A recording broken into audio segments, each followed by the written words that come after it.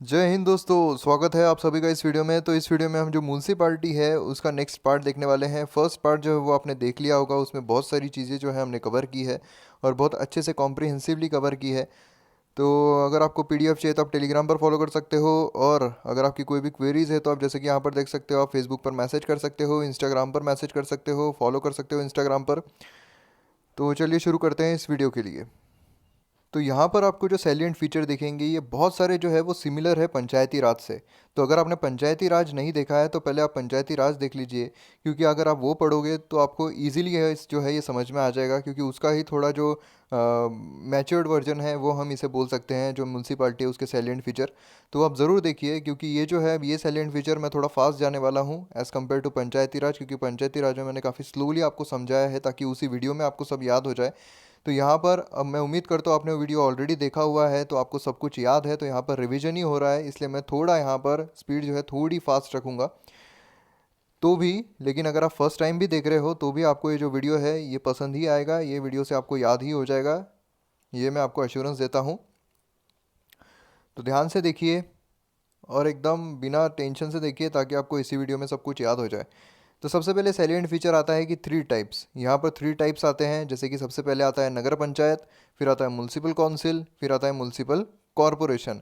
अब देखिए वीडियो के स्टार्टिंग में ही हमने ये सब जो है, जैसे म्यूनसिपल कॉरपोरेशन हो गया, उसके क्या क्या फंक्शंस है, उसके क्या क्या फीचर्स है, तो वो हमने स्टार्टिंग में जो फर्स्ट पार्ट है उसमें कवर किया हुआ है। तो अगर आपने इसका फर्स्ट पार्ट नहीं देखा है तो पहले फर्स्ट पार्ट ज़रूर देखिए, क्योंकि वो अगर आपको समझ में आ गया है तो इसके फंक्शंस जो है आपको अपने आप ही समझ में आ जाएंगे। उसके बाद म्यूनसिपल काउंसिल आता है, तो म्यूनसिपल काउंसिल भी हमने उसमें कवर किया है, म्यूनसिपाल्टी भी उसमें हमने कवर किया है। तो ये सारी चीज़ें जो है हमने ऑलरेडी कवर कर ली है कॉम्प्रिहेंसिवली। तो वहाँ पर आप देख सकते हो। अब यहाँ पर नगर पंचायत जो है ये आता है एरिया ट्रांजिशन जो होता है from rural area to urban area. जो भी रूरल एरिया से अर्बन एरिया में ट्रांजिशन एरिया रहेगा उसे हम कहेंगे नगर पंचायत। ठीक है, मतलब क्या हो रहा है कि कोई रूरल एरिया है, कोई विलेज है, और वहाँ से हम निकले हैं गाड़ी लेके, हम जा रहे हैं किसी अर्बन एरिया में। तो वो जो ट्रांजिशन पीरियड है उसे हम कहते हैं नगर पंचायत। और उसके बाद जो स्मॉलर अर्बन एरियाज़ में अगर हम आते हैं तो उसे हम कहते हैं म्यूनसिपल काउंसिल। ये हमने उसके जो फीचर्स है, जब हमने फर्स्ट पार्ट जो है उसमें इसके फीचर्स हमने कवर किए हैं। Municipal council smaller urban area है, तो म्यूनसिपल कॉरपोरेशन जो लार्जर अर्बन एरिया है, जैसे कि मुंबई, दिल्ली, ये सब जो आते हैं ये म्यूनसिपल कॉरपोरेशन है। फिर आता है कंपोजिशन। अब यहाँ पर कंपोजिशन में क्या आता है, nagar panchayat, municipal council, municipal corporation. अब यहाँ पर जो हमें देखने को मिल रहा है nagar panchayat, municipal council, municipal corporation, तो यहाँ पर तीनों जगह पर डायरेक्टली इलेक्टेड होते हैं। जैसा कि हमने जब पंचायती राज देखा था उसमें हमने विलेज सबसे नीचे आ रहा था, इंटरमीडिएट लेवल बीच में आ रही थी, और जो सबसे ऊपर है वो ज़िला परिषद डिस्ट्रिक्ट लेवल आ रहा था। तो उसी सिलसिले में हमने देखा था कि वहाँ भी तीनों जगह पर डायरेक्टली इलेक्शंस थे। यहाँ भी अगर हम nagar panchayat, municipal council, municipal corporation देखेंगे तो तीनों जगह पर डायरेक्टली इलेक्टेड मेंबर्स होते हैं। अब यहाँ पर जो है जो स्टेट लेजिस्लेचर है, ये जो चेयरपर्सन्स होते हैं, जैसे कि अगर आपको पता होगा तो हमने जब विलेज का देखा था, मतलब विलेज का मतलब जो पंचायती राज देखा था उसमें हमने तीन लेवल देखे थे, विलेज, इंटरमीडिएट और डिस्ट्रिक्ट लेवल। तो जो यहाँ पर तीनों जगह पर जो मेंबर्स है वो तो डायरेक्टली इलेक्टेड थे, वो तो हमें पता है। उसी के साथ साथ जो चेयरपर्सन्स थे, चेयरपर्सन्स यहाँ दो अगर हम देखें, इंटरमीडिएट लेवल और डिस्ट्रिक्ट लेवल, तो यहाँ पर इनडायरेक्टली इलेक्टेड रहते थे। लेकिन वही अगर हम विलेज का देखें, मतलब जो सबसे ग्राउंड लेवल का है, वहाँ पर अगर हम देखें तो वहाँ पर जो स्टेट लेजिस्लेचर है वो डिटरमाइन करता था किस तरीके से चेयरपर्सन जो है वो इलेक्ट होकर आएंगे। लेकिन यहाँ पर क्या हो रहा है, यहाँ पर जो तीनों हैं, तीनों डायरेक्टली इलेक्टेड तो है ही, लेकिन यहाँ पर जो चेयरपर्सन है सबकी यहाँ पर मैनर ऑफ इलेक्शन कौन डिटरमाइन करने वाला है, तो यहाँ पर स्टेट लेजिस्लेचर डिटरमाइन करने वाला है चेयरपर्सन का। ये बहुत इंपॉर्टेंट है, ध्यान में रखिए। उसके नॉमिनेशन भी कर सकते हैं यहाँ पर, जो हमारे स्टेट लेजिस्लेचर है वो नॉमिनेशन भी कर सकते हैं। तो किसके कर सकते हैं, तो जिसके पास स्पेशल नॉलेज होगा या एक्सपीरियंस होगा म्यूनसिपल एडमिनिस्ट्रेशन का, without right to vote in the meeting of municipality. मतलब यहाँ पर क्या होने वाला है, जो भी नॉमिनेटेड मेंबर्स रहेंगे वो वोट नहीं कर पाएंगे। तो प्रीलिम्स में इस तरीके का क्वेश्चन आ सकता है कि जो नॉमिनेटेड मेंबर है उनके पास राइट टू वोट भी होता है, तो वो जो रहेगा वो गलत स्टेटमेंट रहेगा। मेंबर ऑफ लोक सभा and the state legislative assembly representing constituencies that comprise Holi और पार्शियली द म्यूनसिपल एरिया।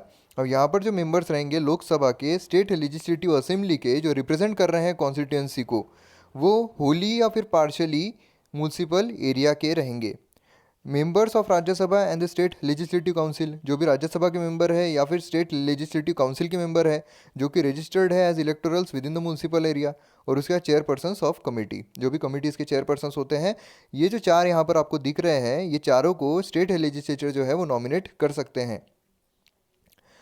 फिर उसके बाद आता है वार्ड कमेटी। अब यहाँ पर जो है ये हमने जो देखा था म्यूनसिपल कॉरपोरेशन, म्यूनसिपल काउंसिल और उसके बाद नगर पंचायत, तो यहाँ पर जो है ये सब वार्ड में भी जो है डिफ्रेंशिएट किए जाते हैं, वार्ड में इन्हें बांटा जाता है। फिर यहाँ पर क्या होता है, वार्ड कमेटी जो आती है, कॉन्स्टिट्यूटेड वार्ड कमेटी, जिसमें कंसिस्ट किया जाता है वन और मोर वार्ड्स। यहाँ पर एक या एक से ज़्यादा वार्ड होते हैं। अब वार्ड मतलब क्या होता है, तो देखिए कोई तो भी एरिया रहेगा, ये एरिया है यहाँ पर, तो इसे हम वार्ड कह देंगे। इसमें कितने तो भी लोग आएंगे, अब ये जो लोग हैं इसमें से कोई खड़ा रहेगा तो इसमें से इसको वोट करके जिता के देंगे, तो यहाँ पर इसे हम कहते हैं वार्ड्स। अब यहाँ पर क्या होता है, ये जो वार्ड कमेटी है इसमें कंसिस्ट करते हैं एक या एक से ज़्यादा wards with in the territorial area of the municipality having population. इसमें पॉपुलेशन का क्या है, तो 3 लाख या उससे ज़्यादा रहना चाहिए। Committee and the manner in which seats in the ward committee shall be filled. अब ये कौन करने वाला है कि किस तरीके से यहाँ पर जो मैनर होने वाला है, जिस तरीके से सीट जो है यहाँ पर भरी जाएगी ये कमेटी की, तो ये कौन डिसाइड करने वाला है, स्टेट लेजिस्लेटर डिटरमाइन करने वाले हैं। तो ये भी बहुत इंपॉर्टेंट चीज़ है यहाँ पर वार्ड कमेटी के बारे में। वार्ड कमेटी के बारे में आपको पूछ सकते हैं कि consider the following statements about the ward committee, तो इसके बारे में आपको सब कुछ पता होना चाहिए, तो इससे ज़्यादा आपको पता करने की ज़रूरत भी नहीं है। अब यहाँ पर रिजर्वेशन ऑफ सीट्स की बात आती है, तो जैसा हमने पंचायती राज में देखा था, वहाँ पर जो SC ST कैटेगरी है उसमें भी रिजर्वेशन मिलता था, उसमें पॉपुलेशन वाइज मिलता था। और जो वीमेंस थे उनके लिए 1/3 सीट रिजर्व रहती थी, चेयरपर्सन के लिए भी और जो मेंबर्स हैं उनके लिए भी। तो यहाँ पर क्या होता है म्यूनसिपालिटी में, तो यहाँ पर भी अगर आप देखोगे तो SC ST के लिए यहाँ पर रिजर्वेशन मिलता है as per the population at each way level and for chairperson. अब यहाँ पर जो चेयरपर्सन है वो जो स्टेट लेजिस्लेचर है वो यहाँ पर डिटरमाइन करेंगे।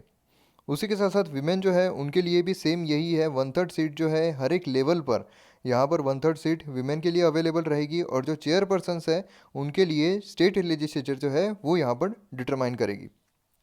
तो इस तरीके से यहाँ पर रिजर्वेशन हो गया सेम एज दैट ऑफ जो हमने पंचायती राज देखा था उसमें। उसके बाद जो लेजिस्लेचर है ऑफ स्टेट वो प्रोविजंस बना सकते हैं जो बैकवर्ड क्लासेस हैं उनके भी लिए, यहाँ पर अगर रिजर्वेशन उन्हें प्रोवाइड करना है तो यहाँ पर जो स्टेट लेजिस्लेचर है वो यहाँ पर प्रोवाइड करेंगे किस तरीके का उनको जो जितना भी रिप्रेजेंटेशन है वो देना है।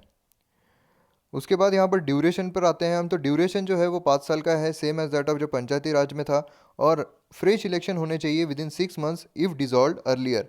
अब यहाँ पर हमने देखा था कि अगर यहाँ पर जैन 2018 में अगर यहाँ पर कोई सरकार यहाँ पर बनती है तो 23 तक, जैन 23 तक मतलब 2023 तक यहाँ पर वो सरकार रहने वाली है। अब यहाँ पर ऐसा होता है कि 2020 में ही अगर वो सरकार जो है वो डिज़ोल्व हो जाती है, अगर वो गवर्नमेंट डिज़ोल्व हो जाती है तो यहाँ पर क्या होगा, यहाँ पर 3 साल इसके और बच रहे हैं, बराबर है। अब 3 साल बच रहे हैं तो यहाँ पर फ्रेश इलेक्शंस होंगे। अब यहाँ पर फ्रेश इलेक्शंस होने वाले हैं तो नई सरकार यहाँ पर आएगी, से ए नाम की सरकार यहाँ पर आ गई। अब ए नाम की सरकार यहाँ पर आ गई तो वो कितने सालों के लिए रहेगी, वो 5 सालों के लिए रहेगी क्या, 2025 तक रहेगी क्या, तो नहीं, वो रहने वाली है 3 साल तक ही, वो रहने वाली है 2023 तक ही। तो ये भी चीज़ आपको ध्यान में रखनी है। और अगर दो इसके बीच में 6 महीने से ज़्यादा का पीरियड नहीं हो सकता है, और अगर यहाँ पर डिज़ोल्व होने के पहले ही 6 महीने का पीरियड मिल रहा है तो उसमें फ्रेश इलेक्शन जो है वो नहीं लिए जाएंगे।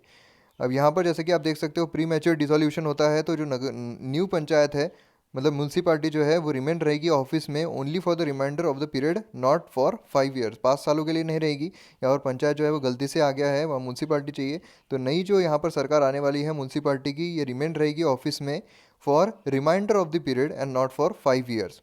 अब डिस्क्वालिफिकेशन जो है सेम वही है जो पंचायती राज में था, वही हमें यहाँ पर देखने को मिलता है। जो पर्पज़ है इलेक्शन का, to legislature of the state concern under any law made by the state legislature, कोई भी अगर लॉ बनाता है स्टेट लेजिस्लेचर तो उस सिलसिले में यहाँ पर डिस्क्वालीफाई कर सकते हैं। या फिर कोई भी पर्सन जो है, अब देखिए यहाँ पर क्या होता है, अगर हम प्रेसिडेंट और वाइस प्रेसिडेंट का अगर एज लिमिट देखें तो वहाँ पर आता है 35 ईयर्स, और अगर हम राज्यसभा का देखें तो 30 ईयर्स आता है मिनिमम एज जो चाहिए रहती है। लोकसभा का देखें तो 25 ईयर्स आती है। वही अगर हम पंचायती राज और म्यूनसिपैलिटी का देखें तो यहाँ पर 21 ईयर्स जो है वो मिनिमम एज चाहिए अगर आपको यहाँ पर इलेक्शन के लिए खड़े रहना है तो कोई भी पर्सन अगर उसकी एज 25 से कम है और अगर उसने 21 ईयर्स अटेंड कर ली है तो वो डिस्क्वालीफाई नहीं किया जा सकता है। Further, all the questions of disqualification shall be referred to such authority as the state legislature determined।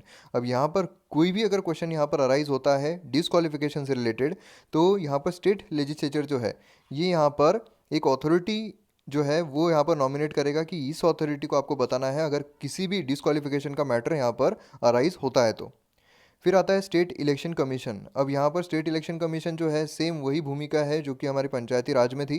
तो जैसे कि superintendence directions and control of the preparation of electoral roll and the conduct of all the elections, जितने भी elections होंगे municipality के, जितने भी rules यहाँ पर इलेक्टोरल रोल बनेंगे वो सब यहाँ पर स्टेट इलेक्शन कमीशन जो है वो अपने हाथों से यहाँ पर बनाएगा।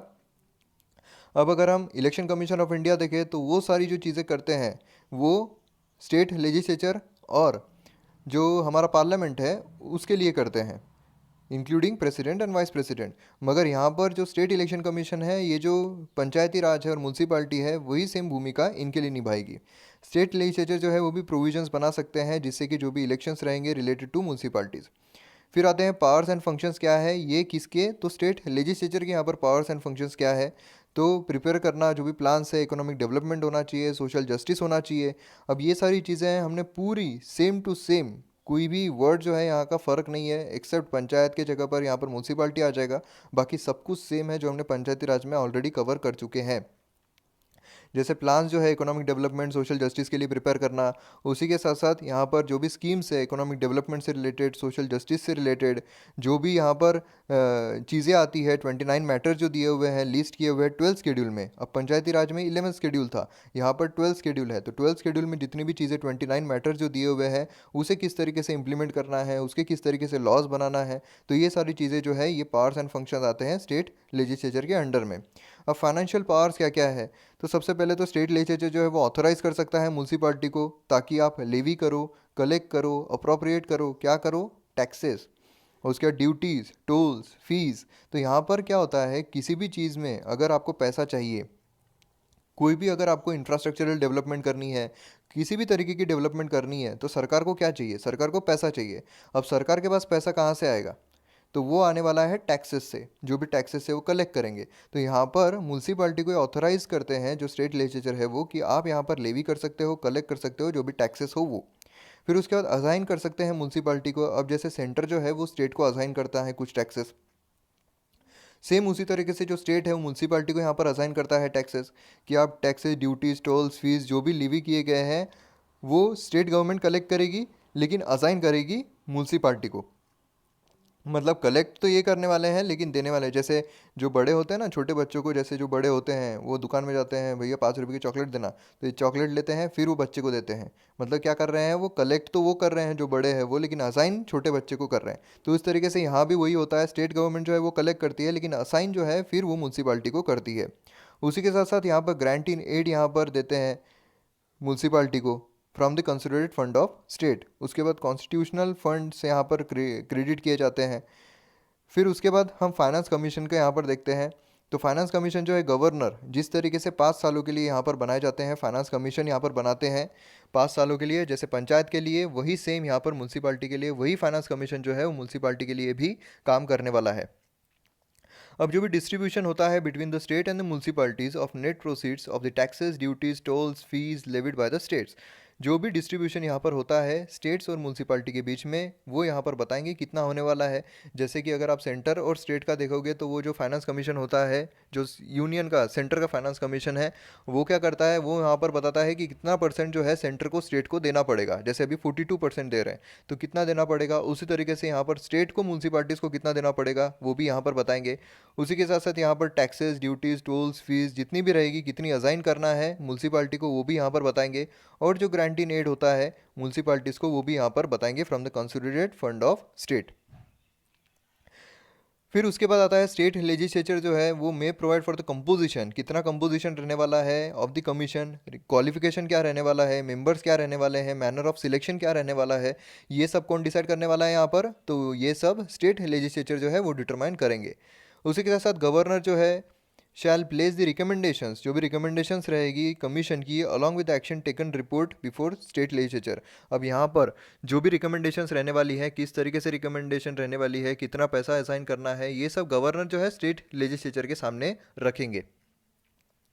फिर उसका सेंट्रल फाइनेंस कमीशन जो है वो भी यहाँ पर बताएगा कि भैया तुम इस तरीके से काम करो, इस तरीके से काम करते जाओ, और ये तो इतना इतना पैसा जो है, इतना इतना अगर ज़्यादा ही पैसा वो अलॉट कर रहे हैं, ज़्यादा ही पैसा असाइन करने के लिए बोल रहे हैं, तो भैया इतना नहीं करते, थोड़ा कम करना चाहिए। तो इस तरीके की चीज़ें जो है वो भी सेंट्रल फाइनेंस कमीशन जो है एज एक जो बड़े बड़े के तौर पे, बड़प्पन के तौर पर यहाँ पर बताएगा स्टेट फाइनेंस कमीशन को। फिर आता है ऑडिट ऑफ अकाउंट्स। अब ऑडिट ऑफ अकाउंट्स हमने उसमें भी देखा था पंचायत में कि ऑडिट ऑफ अकाउंट्स मतलब क्या है, जहाँ जहाँ पर ऑडिटिंग आती है, जहाँ जहाँ पर पैसे का मामला आता है, वहाँ वहाँ स्टेट लेजिस्लेचर जो है वो यही बोलता है जहाँ पैसा है वहाँ हम हैं। तो यहाँ पर ऑडिटिंग भी है जो है स्टेट लेजिस्लेचर यहाँ पर प्रोविजंस बताएगी विथ रिस्पेक्ट टू किस तरीके से मेंटेनेंस करना है ऑफ अकाउंट्स म्यूनसिपालिटीज़ के, और ऑडिट किस तरीके से करना है। फिर यूनियन टेरिटरीज़ में अप्लीकेशन किस तरीके से होगा, तो जिस तरीके से स्टेट लेजिस्लेचर देखता है उसी तरीके से यूनियन टेरिटरीज जो है उसका प्रेसिडेंट, पार्लियामेंट ये देखते हैं। तो यहाँ पर भी अप्लीकेशन किस तरीके से होगा यूनियन टेरिटरीज़ का, यहाँ पर जो हमारे प्रेसिडेंट है, राष्ट्रपति है, वो यहाँ पर बताएंगे। May direct the provisions of this act shall apply to any union territory, जो भी यूनियन टेरिटरीज है वहाँ पर अप्लाई होगा, किस तरीके से होगा वो प्रेसिडेंट यहाँ पर बताएंगे।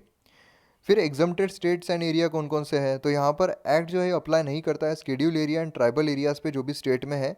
It shall also not affect the functions and power of Darjeeling Gorkha hills जो है वहाँ पर भी ये नहीं होता है। अगर हमने पंचायती राज देखे तो वहाँ पर बहुत सारे जो एरियाज़ हैं वहाँ पर एग्जम्प्ट किया गया था, जैसे मेघालय था, जम्मू कश्मीर था, नागालैंड था, मिज़ोरम था, उसी के साथ साथ और क्या था, हिल्स ऑफ मणिपुर था, उसके बाद दार्जिलिंग हिल्स थे। तो इस तरीके से इतनी सारी चीज़ें थी। अब देखिए किस तरीके से याद रहा मेरे को, क्योंकि वो जो मैंने आपको स्टोरी बताया था एक पंचायती राज जब हम पढ़ रहे थे तो उसमें एग्जम्प्टेड स्टेट्स एंड एरिया किस तरीके से याद रखना है उसकी हमने एक स्टोरी बनाए थे, तो वही स्टोरी के ज़रिए मैंने अभी याद रखने की कोशिश की, तो इट वर्क्स। तो अगर आपने वो नहीं देखा है तो एक बार वीडियो देख लीजिए पंचायती राज का। उसके बाद यहाँ पर ये सारी चीज़ें हैं, तो इसमें सिर्फ जो schedule area and tribal areas है उसी के साथ साथ यहाँ पर जो दार्जिलिंग गोरखा हिल्स है यहाँ पर उस पर ये एग्जाम किया जाता है। फिर continuance of existing law and municipalities, तो जब ये लॉ लाया गया, मतलब कब लाया गया है, तो 1 जून 1993। इसके बाद एक साल इनके पास मिलेगा कि आप एक साल के अंदर अंदर ये जो लॉ है ये आप अप्लाई करो अपने अपने स्टेट्स में। तो यहाँ पे शाहरुख खान भी बोल रहे हैं एक साल है तुम्हारे पास, तो एक साल के अंदर आपको यहाँ पर करना पड़ेगा सब कुछ। उसके बाद यहाँ पर bar to interference by the court in the electoral matters. अब हमने वहाँ भी देखा था पंचायती राज में कोर्ट के हाथ में कुछ भी नहीं था, अगर जो भी इलेक्शन का मैटर होता है वो किसी भी कोर्ट में चैलेंज नहीं किया जा सकता है। जो स्टेट लेजिस्लेचर है वो यहाँ पर डिटरमाइन करेगा, कोई अथॉरिटी, वहाँ पर उनको अप्लीकेशन वगैरह देना पड़ेगा, तब जाके वो इलेक्शन का मैटर जो है वो सॉर्ट आउट होगा। लेकिन यहाँ पर कोर्ट के हाथ में कुछ भी नहीं होगा। सेम यहाँ पर भी वही है, act bars the interference bye the court in the electoral matter of municipalities. Municipality में जो भी कोर्ट अपना इसका मैटर रहेगा, इलेक्टोरल का मैटर रहेगा, इससे बार करता है, इंटरफियरेंस नहीं रहेगा कोर्ट का। उसी के साथ साथ ये डिक्लेयर करता है वैलिडिटी रहेगी जो भी लॉ की relating to delimitation of the constituency और allotment of seats to such constituency can not be question in any court. ये जो रहेगा डिलिमिटेशन का मतलब किस तरीके से सीट्स अलॉट किए जा रहे हैं, किस तरीके से कॉन्स्टिट्यूएंसी जो है वो बनाई जा रही है, ये सब जो है ये भी क्वेश्चन नहीं किया जाएगा किसी भी कोर्ट में। और जो इलेक्शन का मैनर है म्यूनसिपालिटी का वो भी क्वेश्चन नहीं किया जाएगा। अब यहाँ पर इलेक्शन पिटीशन दे सकते हैं, प्रेजेंट कर सकते हैं, किसके पास, तो स्टेट लेजिस्लेचर अगर कोई ऐसी अथॉरिटी वहाँ पर भेजता है तो आप उसके पास जो इलेक्शन पिटीशन है वो दे सकते हो, लेकिन कोर्ट में नहीं जा सकते हो, मतलब कोर्ट का इसमें कोई भी रोल नहीं आता है। अब यहाँ पर आता है डिस्ट्रिक्ट प्लानिंग कमेटी। अब डिस्ट्रिक्ट प्लानिंग कमेटी क्या है, तो यहाँ पर हर स्टेट में शैल कॉन्स्टिट्यूट एट डिस्ट्रिक्ट लेवल। यहाँ पर डिस्ट्रिक्ट प्लानिंग कमेटी है तो ऑब्वियस है डिस्ट्रिक्ट के प्लानिंग के लिए कोई कमेटी बन रही है, डिस्ट्रिक्ट के प्लानिंग के लिए बन रही है, मतलब डिस्ट्रिक्ट लेवल पर बन रही है। अब यहाँ पर to consider the plans prepared by the panchayat and municipalities, जो भी पंचायत है या फिर म्यूनसिपैलिटीज़ है वो जो भी प्लान्स यहाँ पर बनाते हैं तो किस तरीके से अप्लाई किया जाएगा डिस्ट्रिक्ट में, तो उसे हम कहते हैं district planning committee. State legislature जो है वो प्रोविजंस बनाता है विद रिस्पेक्ट टू कंपोजिशन क्या रहेगा डिस्ट्रिक्ट प्लानिंग कमेटी का, उसी के साथ मैनर ऑफ इलेक्शन क्या रहेगा डिस्ट्रिक्ट प्लानिंग कमेटी का, फंक्शंस किस तरीके के रहेंगे डिस्ट्रिक्ट प्लानिंग कमेटी के, manner of election of chairpersons किस कैसे रहेंगे डिस्ट्रिक्ट प्लानिंग कमेटी के। तो ये सब कौन डिसाइड करने वाला है, तो योगी जी डिसाइड करेंगे, मतलब स्टेट लेजिस्लेचर डिटरमाइन करेगा। उसी के साथ साथ 4/5 of the member of district planning committee, ये बहुत इंपॉर्टेंट है यहाँ पर, क्योंकि 4/5 आपको कहीं नज़र ही नहीं आएगा। अगर आप देखोगे तो 1/3 नज़र आएगा, 1/4 नज़र आ सकता है, 2/3 नज़र आ सकता है, लेकिन 4/5 of the member of district planning committee should be elected, ये इलेक्ट होने चाहिए by the elected member of district panchayat and municipalities in the district from amongst themself. तो यहाँ पर 4/5 जो है वो इलेक्ट होकर आना चाहिए, जो कि इलेक्टेड मेंबर से मतलब इनडायरेक्टली इलेक्ट होकर आना चाहिए, इनडायरेक्टली उनको यही बोलना है। उसके बाद रिप्रेजेंटेशन ऑफ दीज मेंबर्स, जो भी रिप्रेजेंटेशन होता है these members in the committee should be in proportion to the ratio between the rural and urban population the district. जो भी रूरल और अर्बन पॉपुलेशन रहेगी उसके प्रपोर्शन में यहाँ पर रिप्रेजेंटेशन जो है वो मेंबर्स को मिलना चाहिए, ठीक है। फिर उसके बाद आता है मेट्रोपॉलिटियन प्लानिंग कमेटी। अब यहाँ पर डिस्ट्रिक्ट प्लानिंग कमेटी के जितनी भी चीज़ें हैं प्लस यहाँ पर कुछ फॉलोइंग चीज़ें जो है वो ऐड होती है, जैसे कि 2/3 ऑफ मेंबर जो है मेट्रोपॉलिटन प्लानिंग कमेटी की should be elected by the elected members. वहाँ कितनी थी? 4/5 थी, यहाँ पर 2/3 है। Of the members of metropolitan committee ये इलेक्ट होना चाहिए by the elected member, indirectly elected होना चाहिए, इतना कुछ ये होने की ज़रूरत नहीं है, इनडायरेक्टली इलेक्टेड होना चाहिए।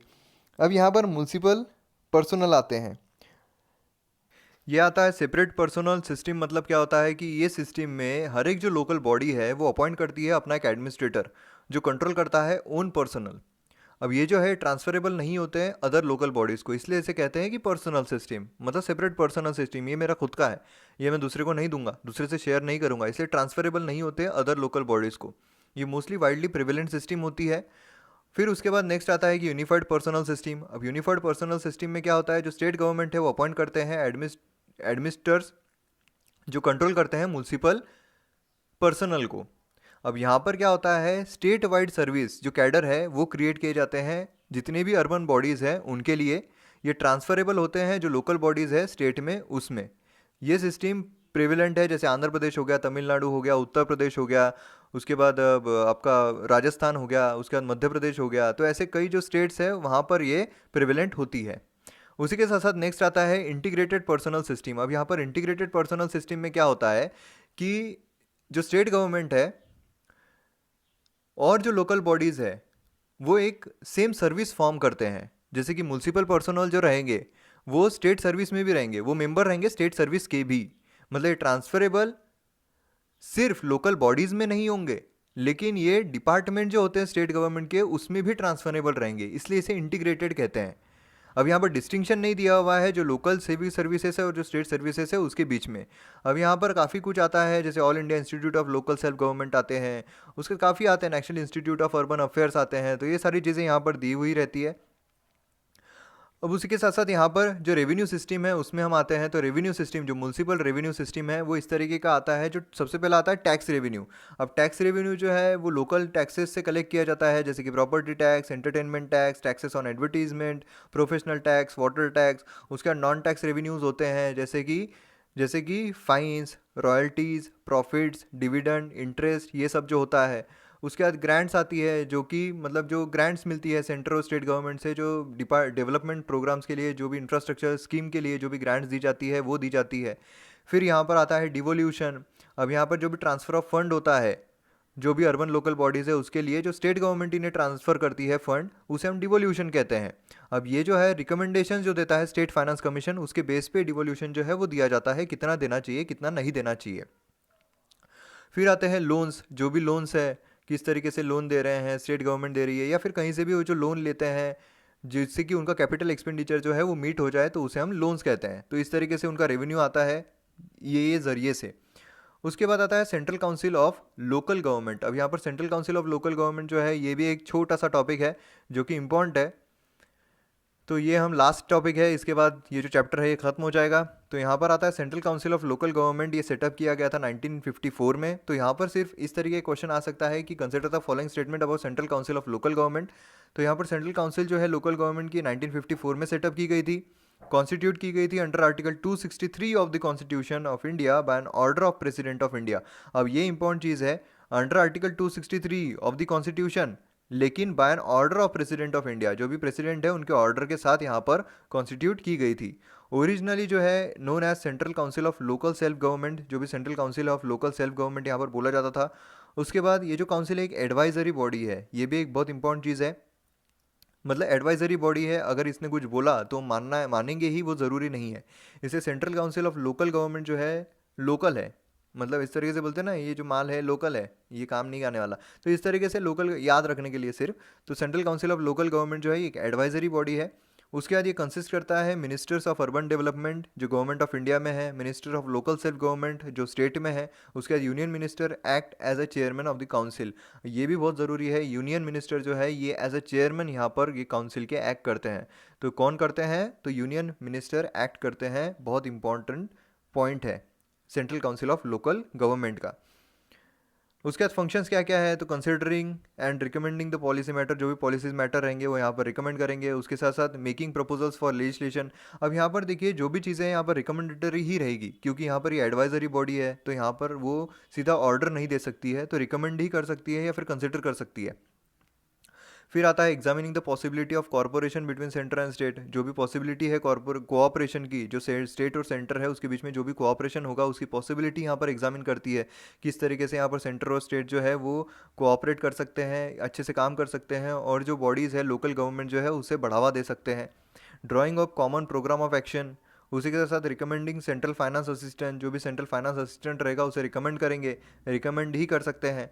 Reviewing the work done by the local bodies with the central finance commission, अब यहाँ पर जो भी वर्क डन किया हुआ है उसे रिव्यू करना।